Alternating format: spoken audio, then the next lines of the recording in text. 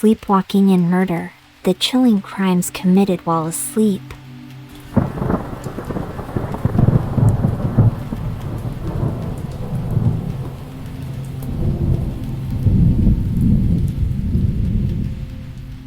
Welcome, dear listener, to another gentle journey through mystery and knowledge.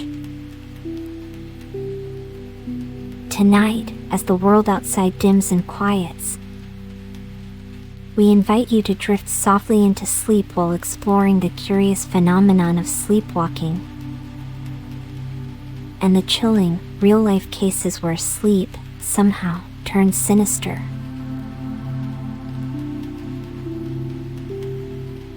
In this sleep-friendly video, we will travel through time, science, and story, uncovering the secrets of a mind untethered by consciousness. Calm your breath, rest your body, and let the tale unfold. For now, you are safe. You are learning, and you are free to let your thoughts float.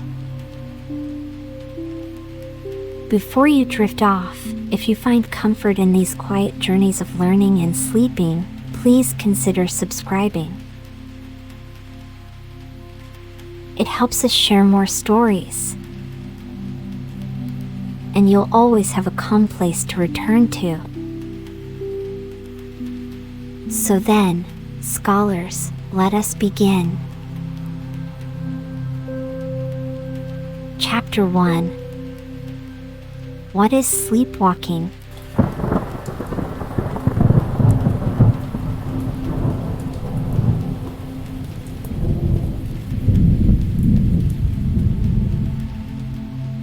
Sleepwalking, also known by its scientific name, somnambulism, is a sleep disorder that causes people to get up and move around while still asleep.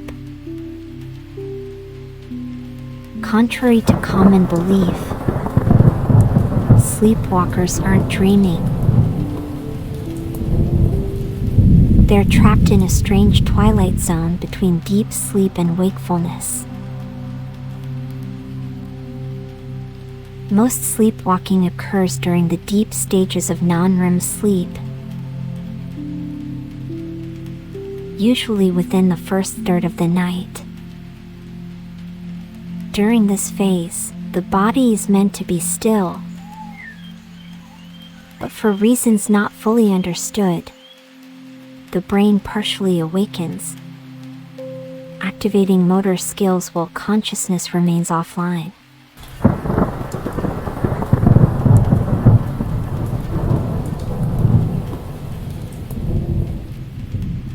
This peculiar but real occurrence, where someone appears awake with eyes open, yet remains fully asleep, is often noted in sleepwalking cases and can make the condition even more unsettling. People have been known to walk, talk, eat, even drive, all without memory of doing so. It's not just a curiosity. For some, it's a lifelong condition. And in rare cases, it becomes dangerous. Chapter 2. The science behind it.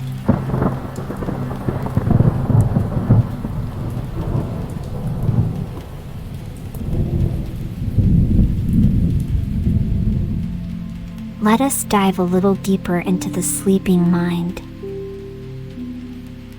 Sleep is divided into stages: light sleep, deep sleep, and REM. Sleepwalking almost always takes place during stage 3, the deepest phase of non-REM sleep. The brain's arousal threshold is high at this point. But for sleepwalkers, certain areas, especially those controlling movement, can activate spontaneously. The prefrontal cortex, which governs reasoning and judgment, stays mostly asleep. But the motor cortex, which controls movement, can wake up and issue commands. This disconnect explains why sleepwalkers can perform complex behaviors with blank expressions and no memory. Some scientists believe it may be linked to delayed development of the central nervous system, especially in children. Others suspect genetics. Sleepwalking often runs in families. Triggers include sleep deprivation, stress, alcohol, medications, and fever.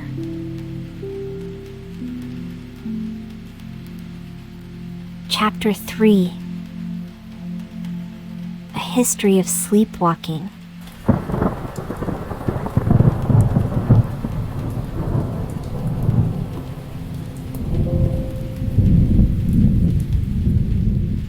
Long before science offered explanations, sleepwalking fascinated and frightened people. In ancient Greece, it was believed that moonlight influenced human behavior. Sleepwalkers were thought to be under the sway of lunar spirits. In medieval Europe, they were feared as cursed or touched by God. The church sometimes considered them possessed. The 17th century brought more documentation. Physicians described cases of people walking along rooftops or engaging in full conversations, completely unaware. There were stories of generals issuing orders, priests preaching sermons, and even one tale of a baker who made an entire batch of pies while completely asleep. These accounts, often embellished, set the stage for our modern understanding of the condition. But some were true, some were witnessed, and some turned deadly. Chapter 4: Crimes committed while sleepwalking.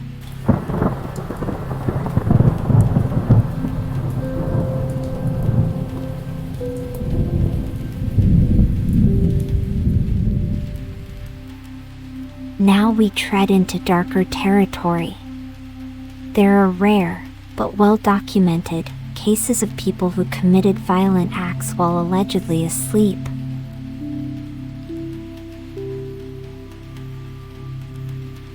They shocked the courts, puzzled scientists, and horrified families. Let us recount a few. The Kenneth Parks case, Canada, 1987. In the spring of 1987, a 23-year-old man named Kenneth Parks drove 14 miles to his in-laws' home. He entered using a key, bludgeoned his mother-in-law to death.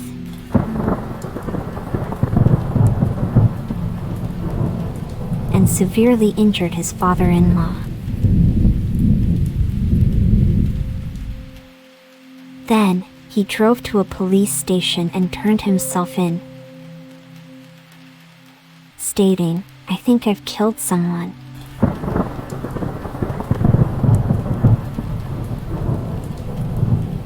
Medical tests showed no sign of drugs or alcohol. He had a long history of sleep disorders,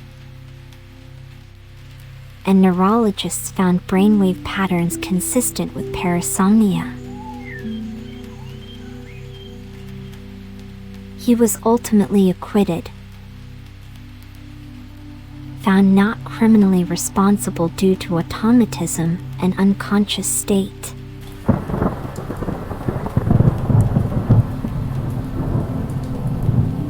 The Scott Falater case, Arizona, 1997.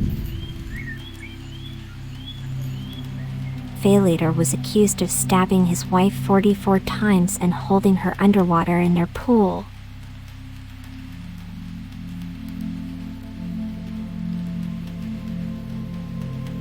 He claimed he had no memory of the act, insisting he was sleepwalking.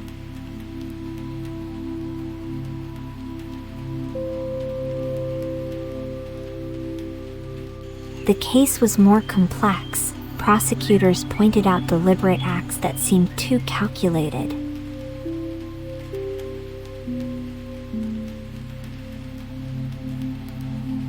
Falater was convicted, but his case remains controversial. Sleep specialists were divided.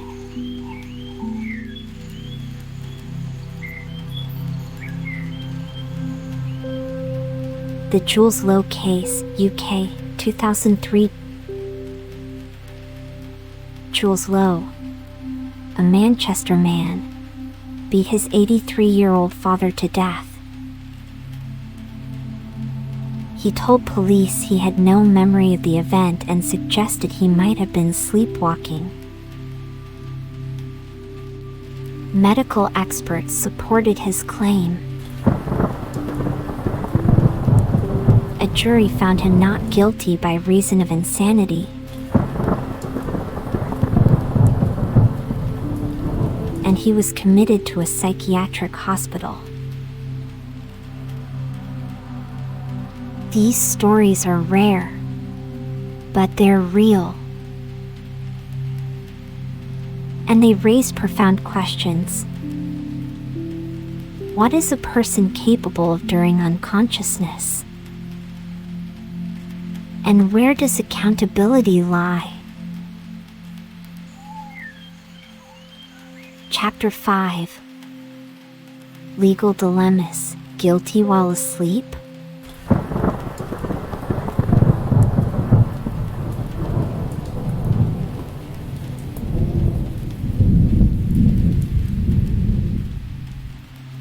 Sleepwalking defenses are rare and risky. The legal concept at play is automatism, meaning actions taken without conscious control. There are two types. 1. Insane automatism, linked to internal factors like mental illness. 2. Non-insane automatism, external triggers, like sleepwalking. Courts often demand clear evidence, medical records, expert testimony, sleep studies. Judges and juries must decide if the act was truly unconscious or a calculated lie.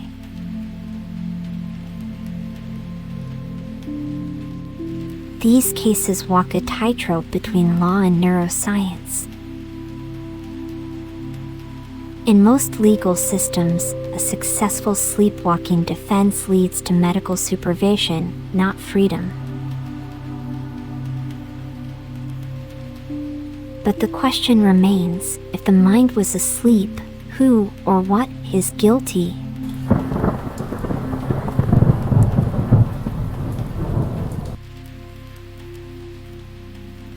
Chapter 6. The Psychology of the Sleeping Mind.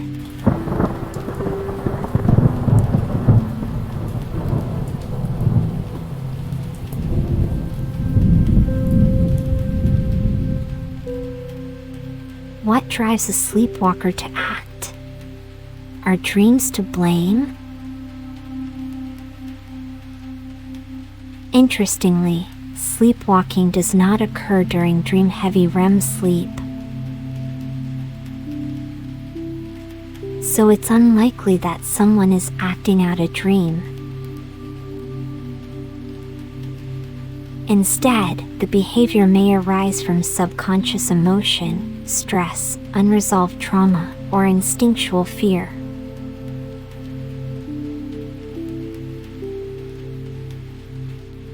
Some theories suggest that suppressed feelings or unspoken conflicts can surface as physical action during sleep. Others caution against overinterpreting sleep behavior. The mind is not a machine. It's a mystery.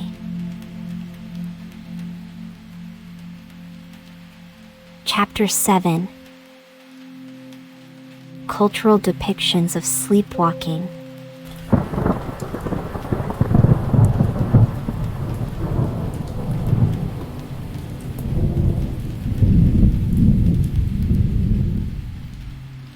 Sleepwalking has long inspired artists and writers.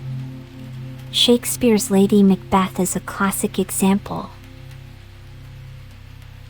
Her guilt drives her to walk the halls at night, scrubbing her hands and confessing imagined sins. Out, damned spot. In opera, Bellini's La Sonnambula features a woman accused of betrayal, who is later found to be innocent because she was sleepwalking. Modern horror films use sleepwalking to evoke fear, mystery, and suspense. But rarely do they capture its quiet tragedy, the confusion, the helplessness, the unintentional danger.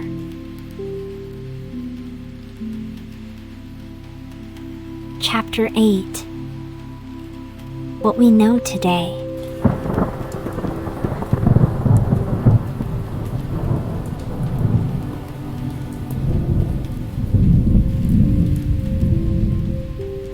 Science has come far, but not far enough. Polysomnography, overnight sleep studies, help diagnose parasomnias.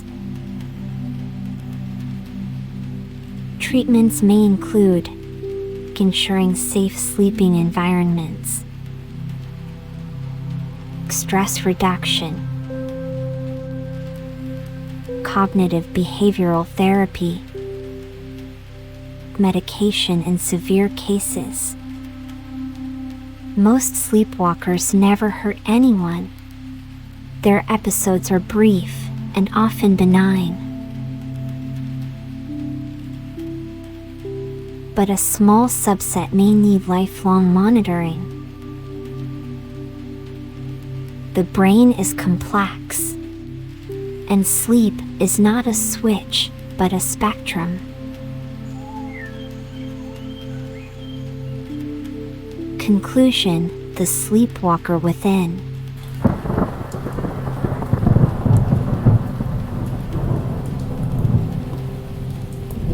Sleepwalking reminds us of how much we still don't understand about our own minds. You may never rise from bed unaware, but within each of us lies a subconscious, a sleeping self that occasionally stirs and stumbles through the night. Tonight, as you listen, know that you are safe. You are learning, and your mind is gently preparing to rest.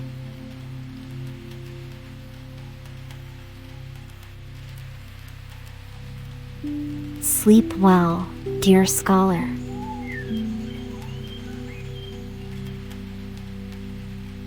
Until next time.